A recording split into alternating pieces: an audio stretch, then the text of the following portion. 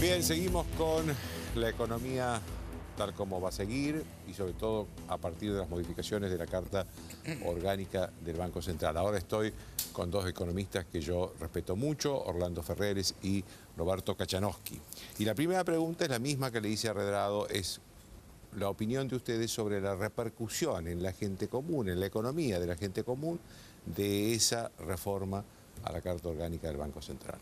¿Quién quiere empezar? Básicamente hay poca caja, hay que pagar más con emisión y en consecuencia cuando uno aumenta la cantidad de dinero lo que aumenta son los precios porque el volumen no aumenta mayormente. En estas circunstancias donde tenemos de afuera viene recesión, de Brasil y la sequía que también produjo menos granos. 10 a 15% menos de grano, cosecha gruesa sobre todo. ¿Eso lo compensa el aumento del precio de la soja? El precio más o menos aumentó quedó... bastante. Todavía el precio de la soja aumentó, sí. Pero el año pasado estuvo a $530 y ahora está a 500. Y todavía está $30 menor que el año pasado. O sea que el volumen es todo caída de ingresos. Y el tipo de cambio aumenta más o menos 5 a 7%, como cae el volumen 10%. Los pueblos del interior se encuentran con la misma cantidad de dinero o un poquito menos en términos nominales, pero las cosas suben bastante más.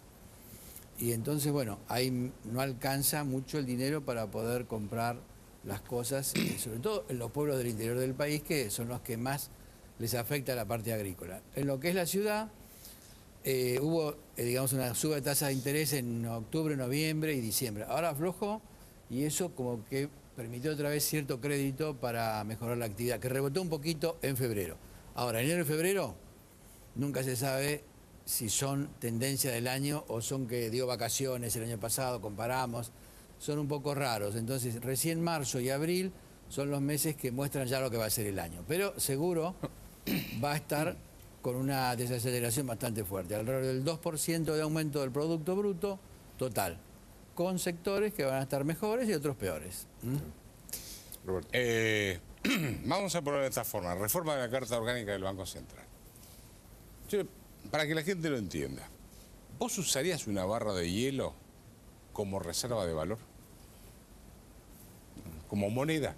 La moneda tiene que tener dos características. Todo la tenemos que aceptar como medio de intercambio y además no se tiene que derretir como una barra de hielo, ¿sí?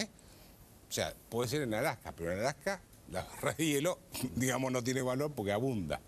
En un lugar tropical como el nuestro se derrite, ¿sí? El peso se derrite permanentemente. ¿Qué es lo que nos está diciendo el gobierno? ¿Qué es la inflación? ¿Qué es la inflación? Si, yo te digo, con los 100 pesos que vos tenés hoy en el bolsillo, esperás una semana y vas a comprar menos. Y esperás un mes y vas a comprar mucho menos, y así sucesivamente.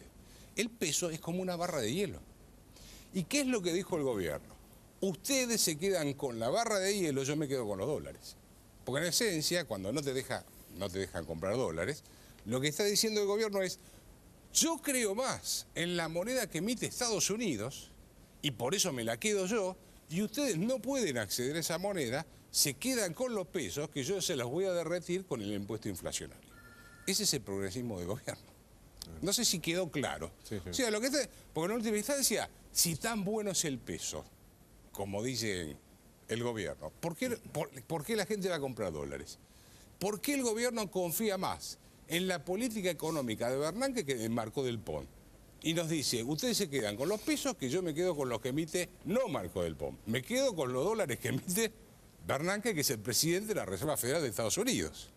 Yo me quedo con la moneda de los yanquis, ustedes se quedan con la que fabricamos acá, Chicone y no sé quién la va a fabricar.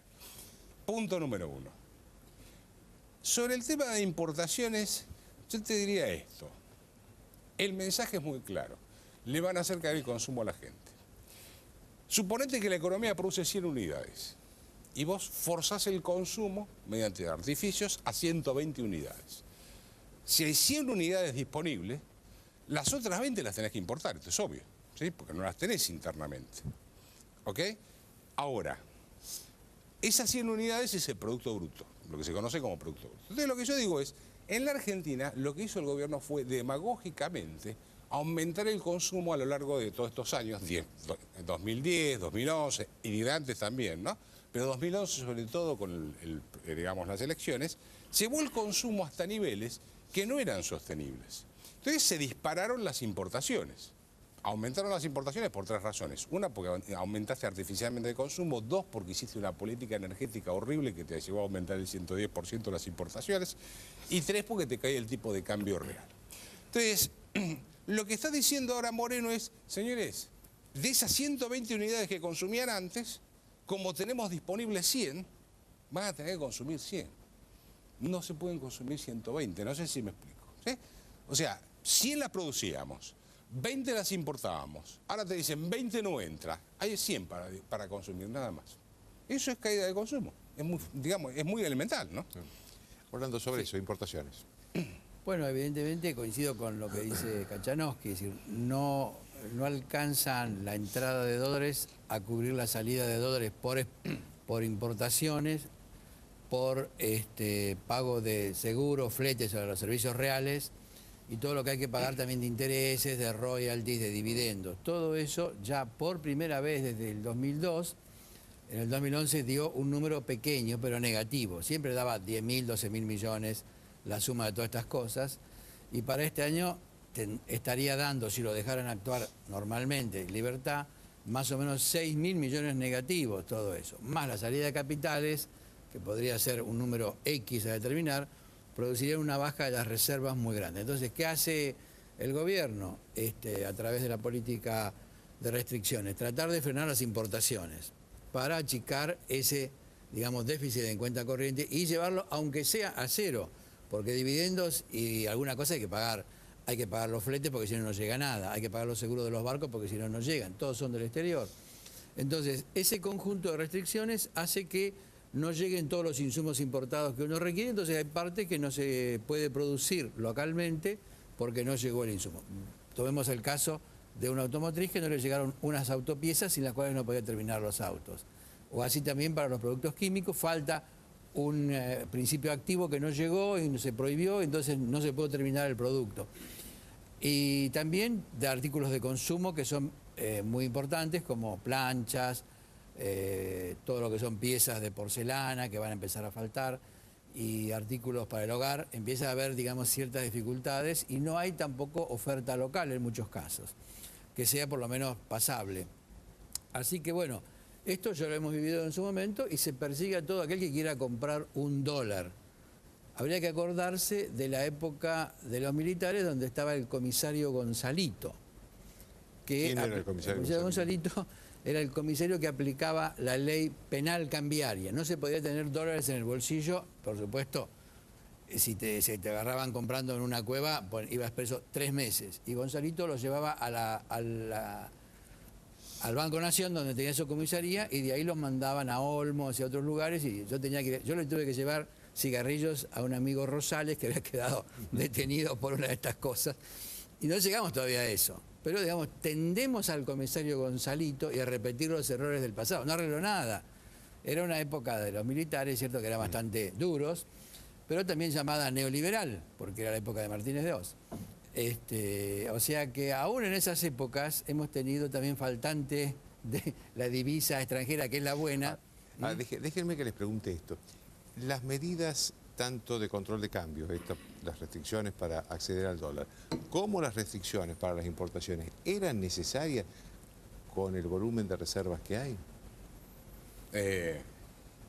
Bueno, lo primero es que no es, desde mi punto de vista, no es cierto que el Banco Central tenga 46.000 o 47.000 millones de dólares de reservas de Banco Central. Esto hace rato que vengo debatiéndolo. Es más, en algún momento recibí una carta del Banco Central intimándome, hace ya varios años, antes de Marco, a que corrigiera lo que yo estaba diciendo. Mi argumento es, vos estás poniendo dentro de las reservas cosas que no son propias tuyas.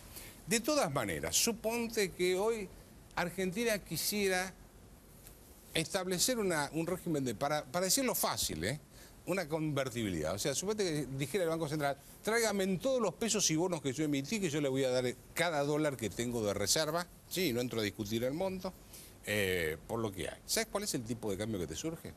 7.24 a 1. Si vos mirás qué estuvo pasando con el Banco Central en todo este tiempo, hay un deterioro patrimonial fenomenal. El Tesoro, que está quebrado, tuvo un déficit de 54.000 millones de pesos el año pasado, le debe al Banco Central, ¿sí?, le pidió plata prestada, reservas y dólares, y le debe 180.000 millones de pesos. ¿Sí? ¿Esto qué quiere decir? Que vos tenés que entre el Banco Central, que tiene patrimonio neto quebrado, y el Tesoro, que tiene déficit fiscal, entre los dos no haces uno. Y ahora salen con esto, que en realidad fue un decreto de Kirchner, que firmaba un decreto de medida de urgencia en el año 2005, que vos comentabas antes, para usar las reservas de libre disponibilidad. El 40% de lo que tiene el Banco Central propio es deuda, cosas que le debe el Tesoro. Y el Tesoro tiene déficit fiscal. O sea que es como si un borracho estuviese apoyando o ayudando a un ciego a cruzar la calle. Es de no creer lo que uno ve en materia digamos, de política monetaria y cambiaria. Pero tu pregunta era sobre el tema de las importaciones. Si eran necesarias tantas restricciones. Bueno, ahora lo que... Perdóname un segundo que creo que tengo la respuesta. La misma Mercedes Marcó del Pont, en su entrevista en el Congreso, dijo: si no usamos las reservas y tenemos estas restricciones, vamos a tener que hacer un ajuste brutal. Que más o menos significa una cosa dura, que digamos, en general el kirchnerismo nunca adoptó ningún costo político, ninguna medida que implicara un costo político. Siempre fue todo a favor. Y si se le acaba la caja y tiene que sacar los subsidios, bueno, el problema lo tiene Macri o se lo paso a algún otro. En fin, yo no soy el que aumento. Creo que entonces la idea de evitar un costo político... Por lo que te interpreto, si no se tomaban estas restricciones, iba a haber un ajuste serio. No, el ajuste no había forma de pagarlo. Perdón, discúlpame. El ajuste lo vas a tener igual, pero por inflación. En vez de decirle a la gente, te bajo el sueldo un 10% en términos nominales, vos ganabas 100 pesos, te voy a dar 90, le vas a decir, vos vas a ganar, en vez de 100, 120, pero vas a poder comprar por 80. Porque en realidad la plata te va a alcanzar para comprar menos. No sé si me explico. O sea, es el mecanismo que se usa siempre cuando no se quiere enfrentar los problemas. Puede por eso postergar el problema un poquito más adelante. Y después por ahí viene un viento de cola de nuevo. Y bueno, siempre nos ha ido bien, como dice el gobierno, y entonces a lo mejor nos sale bien igual. Por lo tanto, esto es ganar un poco de tiempo, pero comprometiendo mucho el futuro. No es lo racional, es una medida de tipo cortoplacista. O sea, yo actúo en el corto plazo y por ahora me salvo, después veremos. Claro. Y después veremos qué hago de nuevo el año que viene, qué otra caja puedo apelar y puedo vender las acciones que tengo en el ANSES o alguna cosa así, sigo otro año más. Claro. Una pregunta que le quería hacer sobre la reforma de la Carta Orgánica es, ¿en qué medida? Porque esa reforma también habla de los encajes que viene a ser el respaldo de los ahorros de los argentinos. ¿En qué medida eso puede afectar la seguridad de los ahorros de los argentinos? El sistema financiero es más débil cuando un país tiene menos reservas. Todos los bancos son más débiles. Todo el conjunto del sistema es más débil y cada uno es más débil. Si tiene más reservas es más sólido y si tiene menos reservas es menos sólido. La misma presidenta dijo hace poco que la gente del campo tenía que tomar seguros por si venían lluvias o sequías. Y lo mismo son las reservas, son un seguro contra dificultades que puedan haber. Entonces, si eso se le pretende enseñar a la gente del campo que tiene que tomar seguros, también se aplica a la macroeconomía, lo mismo, es un seguro las reservas. Si uno tiene menos, el sistema es más débil. Sí, yo te diría, el tema siempre del sistema financiero es un tema delicado, pero hay que decir las cosas como son. Vamos a poner estos términos. El Banco Central emite pesos para comprarte los dólares a vos, para pagarle a la gente, que después vuelven a los bancos. Como emite demasiado, está emitiendo un 30-35% anual, ¿sí? Aumenta, mínimo es el aumento del circulante. Después le dice a los bancos, mira, vamos a hacer una cosa, de esos pesos que emití, dame parte de los pesos, toma estos bonos, ¿sí? Y le da unos bonos que se llaman, no importa el nombre, LEVAC, NOVAC, PASES. El Banco Central le debe, o sea, le pidió plata prestada a los bancos por en este momento se dan 110.000, 120.000 millones de pesos. Esa es plata que fuiste vos al banco, lo depositaste y el banco después se la prestó al Banco Central. ¿Sí? Entonces, como yo te decía antes, si vos tenés un Banco Central quebrado, que le debe a los bancos y los bancos después le van a tener que pagar a los depositantes, es un tema como para decirle, guarda con lo que están haciendo. O sea, paren con esto porque estas cosas van creciendo, van tomando volumen Y me empiezo a acordar de la política de los 70 y de los 80 que termina. Sobre todo los 80. Sobre todo los 80. ¿Sí? Entonces, no te digo que esto pase mañana, ni la semana que viene, ni un mes, pero claramente estás en el mismo rumbo, donde el Banco Central le está diciendo a los bancos, dame la plata a mí que me tengo que financiar. Y esa plata es de los depositantes. Y el Banco Central es un insolvente porque tiene patrimonio neto negativo. Y el Tesoro no puede ayudarlo. ¿Quién pone la plata? Si tenés que mover el tipo de cambio, suponete que en algún momento lo vas a mover y la gente va a decir, ah, no, yo con los pesos estos que emite Marco de Por no me quedo, yo quiero la plata que no pierde valor. Entonces saca los pesos del banco y compra dólares. ¿Con qué enfrentás eso?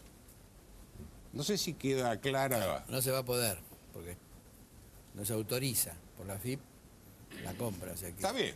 No, porque está el mercado negro, siempre está el Siempre está el mercado El negro. mercado negro sí, pero hay que encontrar el que venda en el mercado negro, no solamente el que compra. Y el comisario Gonzalito. González. El comisario Gonzalito va a buscarlos a todos. Va a llegar otra vez lo de los militares, el comisario González. No, lo que digo es, ojo con lo que están haciendo con la moneda, porque estas cosas empiezan. No, se empieza. Y después sí. Yo coincido no la que terminás, ¿no? se va empezando y uno dice, no voy a hacer un ajuste, voy a seguir poniendo plata. Y entonces más inflación. Al otro año hay que aumentar la dosis, porque esto es como una droga, digamos, la moneda. Cuanto más se pone, más después requiere más cantidad y ya se convierte en un adicto al sistema porque es más fácil hacer eso. ¿Sabes cuál es la...? Si te puedo robar un medio. ¿Sabes cuál es, que creo, la apuesta de la sintonía fina del gobierno? Es decir, voy a aplicar una inflación del 25 y le voy a aumentar el salario a la gente el 18 o el 20, ¿sí? ¿Por qué hasta ahora la gente no protestó con una inflación del 25%? Porque tenían aumentos de salarios del 35, del 40, hubo aumentos de salario. O sea, 10, Promedio 15, 29. Bueno, Promedio 29. está bien, pero superaba la inflación. Entonces, Sí. vos decías, bueno, con una inflación del 25 la gente no protesta porque le aumentaban los salarios, ojo, en los que estaban en el sector formal de la economía. Los que están afuera, no, obviamente ellos salieron perdiendo. Pero los que estaban en el sector formal no protestaban. Entonces, la idea del gobierno, creo yo, ahora es hacer lo siguiente, decirle a los que están en el sector formal de la economía, le voy a aumentar los salarios por debajo de una inflación que no sabemos cuál es, pero que ellos sí saben cuál es, no sé si me explico, ¿no? O sea, no la del INDEC. Entonces, suponete que vos tenés una inflación real del 25 y le aumento el 20. Y empiezo a licuar los salarios. Ese es el ajuste, ¿sí? En el cual yo creo que están pensando.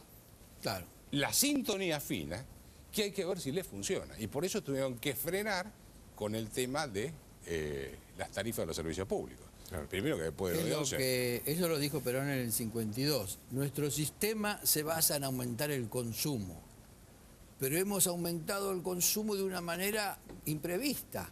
Entonces ahora tenemos que llamarlo a Gómez Morales para que lo ponga a tono y mantengamos el sistema del consumo. Ya hablaba de la sintonía fina. Hay que achicarlo.